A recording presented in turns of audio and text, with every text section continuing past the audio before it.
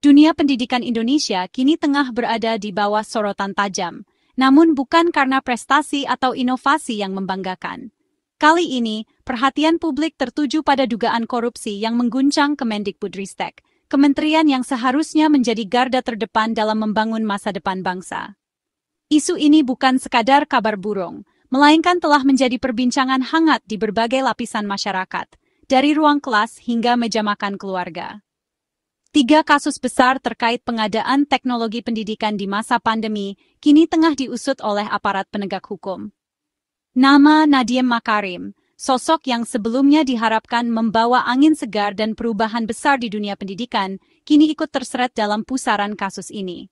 Banyak pihak merasa kecewa dan bertanya-tanya, bagaimana bisa harapan besar yang dulu disematkan berubah menjadi kekecewaan mendalam? Publik pun semakin resah dan mempertanyakan transparansi pengelolaan dana pendidikan. Triliunan rupiah yang seharusnya digunakan untuk meningkatkan kualitas pembelajaran dan fasilitas sekolah justru diduga menguap entah kemana. Pertanyaan besar pun muncul. Kemana larinya dana pendidikan yang begitu besar itu? Apakah benar dana tersebut telah disalahgunakan oleh oknum-oknum yang tidak bertanggung jawab? Setiap rupiah yang diselewengkan sejatinya adalah hak anak-anak Indonesia untuk mendapatkan pendidikan yang layak dan bermutu. Di tengah keterbatasan fasilitas dan akses pendidikan di berbagai daerah, korupsi di sektor ini menjadi tamparan keras bagi kita semua. Anak-anak yang seharusnya bisa belajar dengan nyaman dan aman, justru menjadi korban dari praktik-praktik kotor yang merugikan masa depan mereka. Skandal ini menjadi ujian berat bagi sistem pengawasan pemerintah dan komitmen kita bersama dalam memberantas korupsi, bahkan di lingkaran kekuasaan tertinggi. Masyarakat menuntut transparansi, keadilan, dan tindakan tegas agar kasus serupa tidak terulang di masa depan. Pemerintah pun didesak untuk memperbaiki sistem pengawasan dan memastikan setiap rupiah dana pendidikan benar-benar sampai ke tangan yang berhak. Mari kita telusuri bersama fakta-fakta, kronologi, dan perkembangan terbaru dari kasus ini. Dengan memahami duduk perkaranya secara mendalam, kita bisa ikut mengawal masa depan pendidikan Indonesia agar tetap bersih, transparan, dan berpihak pada generasi penerus bangsa. Ada 3 perkara besar dugaan korupsi yang kini menjadi sorotan publik di Kemendikbudristek pada era Nadiem Makarim. Ketiga kasus ini bukan hanya menjadi pembicaraan di kalangan masyarakat, tapi juga telah menarik perhatian serius dari aparat penegak hukum. Proses hukum yang berjalan menunjukkan bahwa upaya pemberantasan korupsi di sektor pendidikan masih menjadi tantangan besar di Indonesia, terutama di tengah upaya digitalisasi pendidikan yang masif selama pandemi. Saat ini Kejaksaan Agung dan Komisi Pemberantasan Korupsi atau KPK tengah menangani ketiga perkara tersebut. Penanganan kasus ini melibatkan tim penyidik yang bekerja siang dan malam, mengumpulkan bukti, memeriksa saksi, dan menelusuri aliran dana yang diduga bermasalah. Proses hukum yang berjalan diharapkan bisa mengungkap siapa saja pihak yang terlibat, baik dari unsur pemerintah maupun swasta. Kasus utama yang sudah masuk tahap penyidikan adalah dugaan korupsi dalam pengadaan laptop Chromebook untuk sekolah-sekolah di seluruh Indonesia. Proyek ini awalnya bertujuan mendukung pembelajaran jarak jauh selama pandemi, namun kini justru menjadi sorotan karena adanya dugaan markup harga, pengadaan fiktif, hingga penetapan beberapa tersangka yang diduga terlibat dalam praktik korupsi berjamaah. Selain itu, 2 kasus lain yang masih dalam tahap penyelidikan di KPK adalah pengadaan layanan Google Cloud untuk mendukung digitalisasi pendidikan, serta program bantuan kuota internet gratis bagi siswa dan guru. Kedua program ini semula diharapkan bisa mempercepat transformasi digital di dunia pendidikan, namun kini justru dipertanyakan transparansi dan akuntabilitasnya. Program bantuan kuota internet gratis, misalnya, sempat menjadi harapan banyak keluarga agar anak-anak tetap bisa belajar dari rumah. Namun, dugaan penyimpangan dalam penyaluran dan penggunaan anggaran membuat program ini kini diawasi ketat oleh aparat penegak hukum. Banyak pihak menyoroti apakah dana yang digelontorkan benar-benar sampai ke penerima manfaat. Ketiga kasus ini saling terkait dalam satu ekosistem digitalisasi pendidikan yang digagas pemerintah selama pandemi, mulai dari pengadaan perangkat laptop, layanan cloud, hingga distribusi kuota internet. Semua program ini seharusnya saling mendukung, namun justru menjadi ladang korupsi jika tidak diawasi dengan baik. Penyelidikan yang dilakukan aparat penegak hukum kini menyoroti apakah ada permainan sistematis dalam keseluruhan paket kebijakan digitalisasi ini. Apakah ada kolusi antara pejabat, rekanan, dan pihak swasta dalam mengatur proyek-proyek bernilai triliunan rupiah tersebut? Semua masih dalam proses pengungkapan. Publik kini menanti dengan penuh harap dan waspada. Ingin tahu siapa saja yang akan ditetapkan sebagai tersangka berikutnya, serta bagaimana dana triliunan rupiah yang seharusnya digunakan untuk pendidikan anak bangsa dikelola dan dipertanggungjawabkan. Proses hukum ini diharapkan menjadi momentum perbaikan tata kelola pendidikan di Indonesia. Program digitalisasi pendidikan lahir sebagai respons darurat pandemi, dengan tujuan mulia mengurangi kesenjangan digital. Pengadaan laptop Chromebook, bantuan kuota internet, dan layanan Google Cloud diharapkan jadi solusi komprehensif pembelajaran jarak jauh.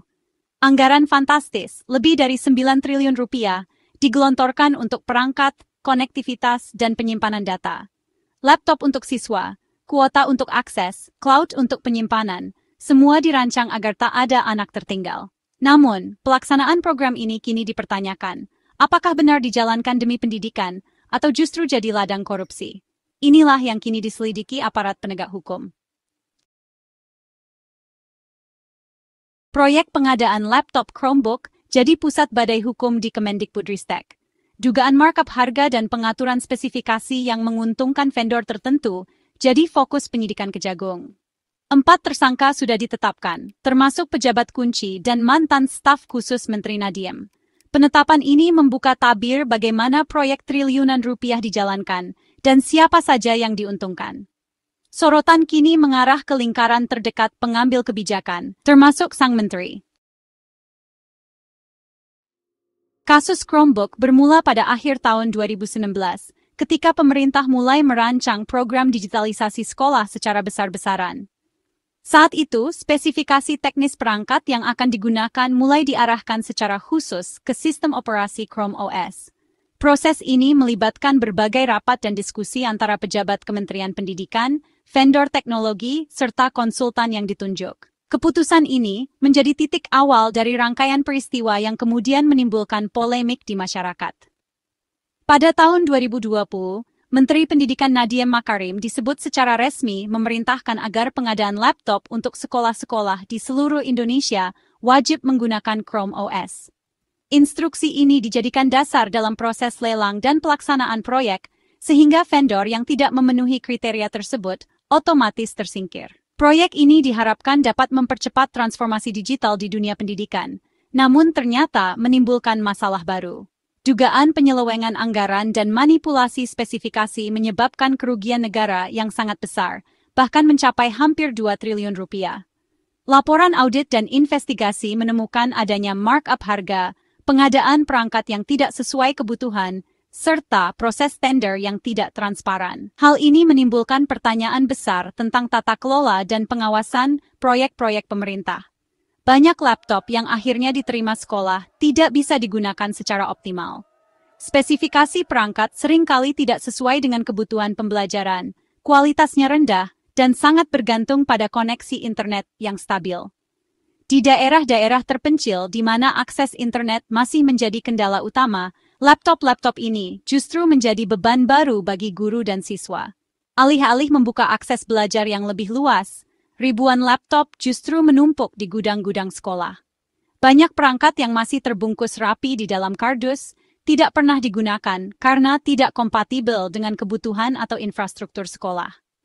Kondisi ini memperlihatkan betapa buruknya perencanaan dan implementasi proyek.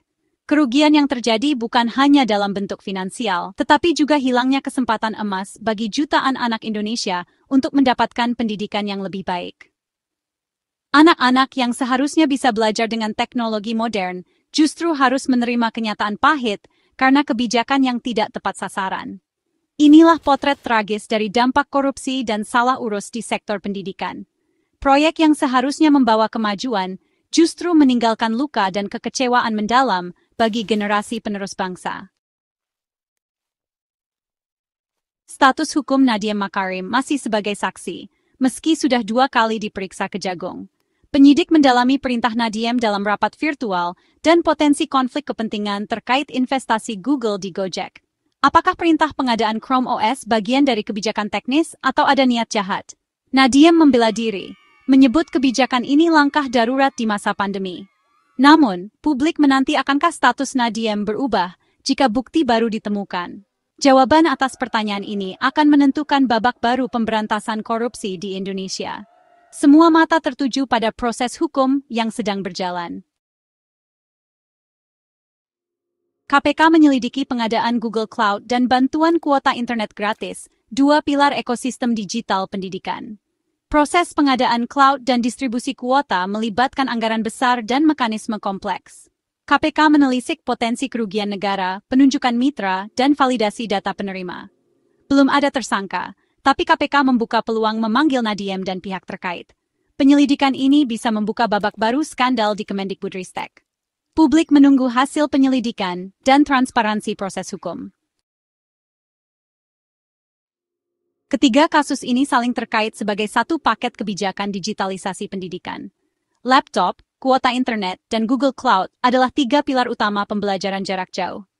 Tanpa salah satu, ekosistem digital tak berjalan optimal. Pemilihan Chrome OS otomatis menguatkan ekosistem Google, dari perangkat hingga penyimpanan data. Dugaan korupsi di satu komponen bisa berdampak ke lainnya, menandakan kemungkinan grand design dalam kebijakan ini. Penyelidik harus melihat gambaran besar untuk membongkar motif dan pola persekongkolan. Kompleksitas inilah yang membuat kasus ini jadi perhatian nasional. Kasus ini jadi pengingat niat baik tak cukup tanpa tata kelola yang bersih dan transparan. Pengawasan internal dan eksternal sangat krusial, apalagi di masa darurat seperti pandemi. Publik berhak tahu detail penggunaan dana pendidikan. Transparansi adalah kewajiban, bukan pilihan. Aparat penegak hukum harus didukung untuk mengusut tuntas tanpa tebang pilih. Proses hukum yang adil jadi sinyal negara tak kompromi dengan korupsi, terutama di pendidikan. Semoga badai ini membawa perbaikan mendasar dan pendidikan Indonesia kembali fokus mencerdaskan bangsa. Menjaga integritas pendidikan adalah menjaga masa depan Indonesia.